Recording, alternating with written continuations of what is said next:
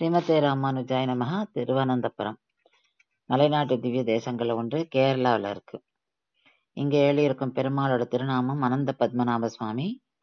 புஜங்க சயன திருக்கோலம். இங்க தாயார் ஸ்ரீஹரிலக்ஷ்மி. தீர்த்தம் மத்ய தீர்த்தம், பத்ம வராக தீர்த்தம்.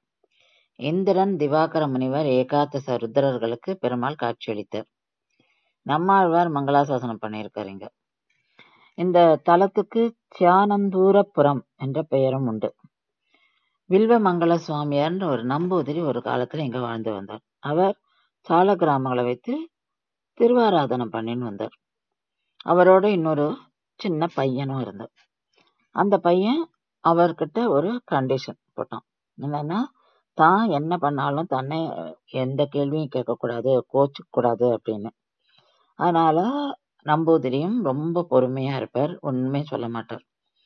அவர் பூஜை பண்ணும்போது அந்த பையன் சால கிராமங்களையும் தூக்கின்னு போவான். சில சமயத்துல பூக்களை தூக்கின்னு போயிடுவான். பெருமாளுக்கு வச்சிருந்த பிரசாதத்தை கூட தூக்கின்னு போயிடுவான். ஆனா அவர் எதுவுமே சொல்ல மாட்டார், பொறுமையா இருப்பார். ஒரு நாள் அவனுடைய தொல்லை ஜாஸ்தி ஆனதுனால அவர் கோச்சுக்கிறார். அப்போ அந்த பையன், இனி உங்களோட நான் இருக்கேனா பாரு அப்படின்னு சொல்லிட்டு ஓடி போயிடுறான்.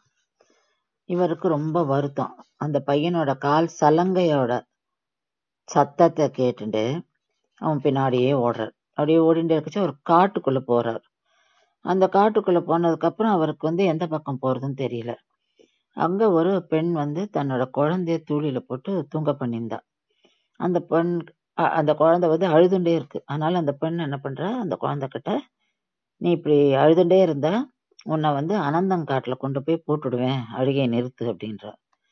இதை கேட்டுட்டு நம்பூதிரிக்கு இது எந்த காடுன்னு சொல்ற நீ? அனந்தன் காடுனா என்ன, அது எங்க இருக்கு அப்படின்னு சொல்லி கேக்குறா. அப்போ அவ அவருக்கு வழி காமிச்சு கொண்டு போய் விடுறா அனந்தன் காட்டுல. அங்க போனா திருப்பியும் அந்த பையனோட சலங்க ஓசை கேட்கறது. இவர் சரி இந்த பையன் இங்கதான் இருக்கான் அப்படின்னு சொல்லிட்டு தேட ஆரம்பிக்கிறார், புதரா. அப்ப கொஞ்ச நாள் என்ன ஆகுதுன்னா, ஒரு பெரிய ஓசையோட ஒரு இலுப்ப மரம் கீழே விழுந்து அந்த மரம் அனந்த பத்மநாப சுவாமியா மாறிடுறது. இவருக்கு ரொம்ப சந்தோஷம், ஒரு பெருமாளை சேவிக்கிறது நமக்கு ஒரு பாக்கியம் கிடைச்சதுன்னு. பகவான் திருவல்லாவில் தொடங்கி திருவனந்தபுரம் நடுவாக திருப்பாப்பூர் ஈராக கிடந்தார் அப்படின்னு சொல்லப்படுறது.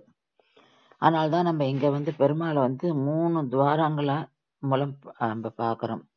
பெருமாளோட திருவடி, நாபி, திருமுடி.